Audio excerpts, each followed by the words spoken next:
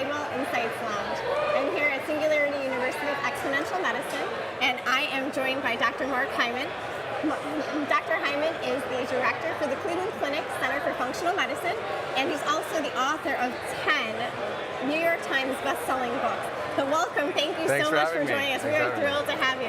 So I know your area of expertise is functional medicine, and I'm curious, at a conference like this when we're talking about exponential technologies and how to digitize things, how to go in and biohack things, what's the opportunity for functional medicine? Well, functional medicine has sort of been on the outside of healthcare for so long, and it's been analog. I mean, it's been doctors looking at the literature, looking at the science, trying to look at the patterns of how our bodies actually work, looking at the biological networks.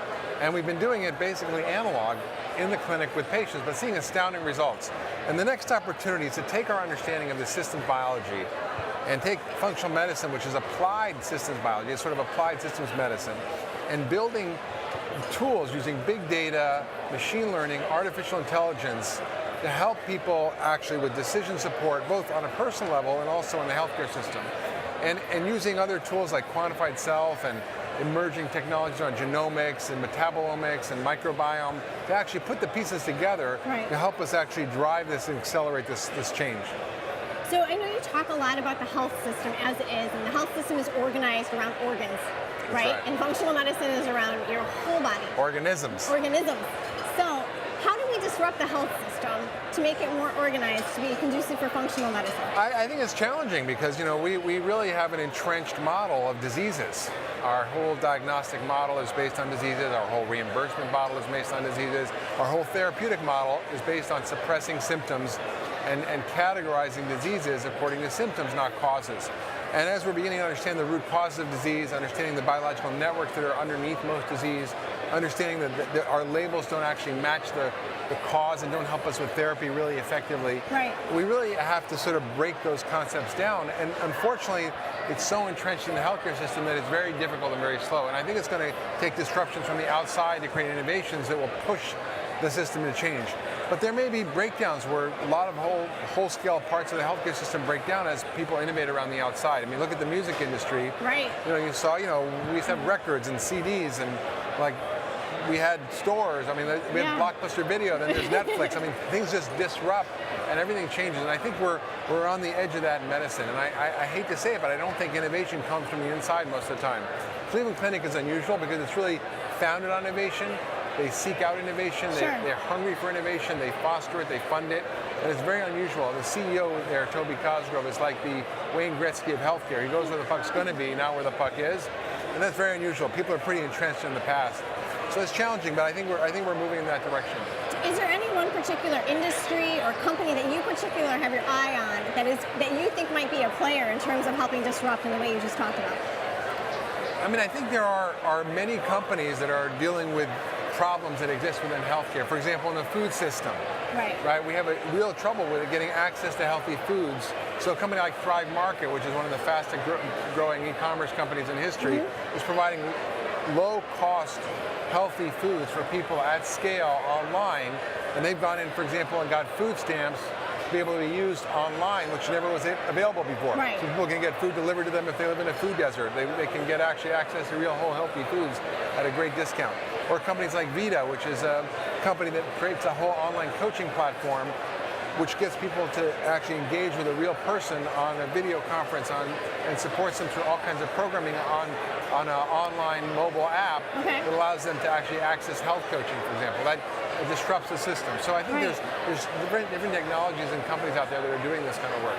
Are there any big trends that you're seeing from we've been talking to others who are in more of the conventional healthcare system about trends that they've been seeing that are impacting, the transformation of the industry. From your perspective in functional medicine, what's hot? What's innovative? What trends are you seeing that are going to transform how functional medicine is practiced? Well, I think the biggest thing that we have to answer in healthcare is the cost equation, right? So we have to deal with what we call value-based care, which is how do you get better outcomes at lower costs.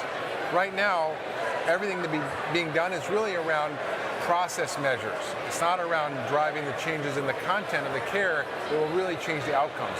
You can manage diabetes by better drug use, by 5 different medications, by supporting people. But at the end of the day, the question is, how do you reverse diabetes?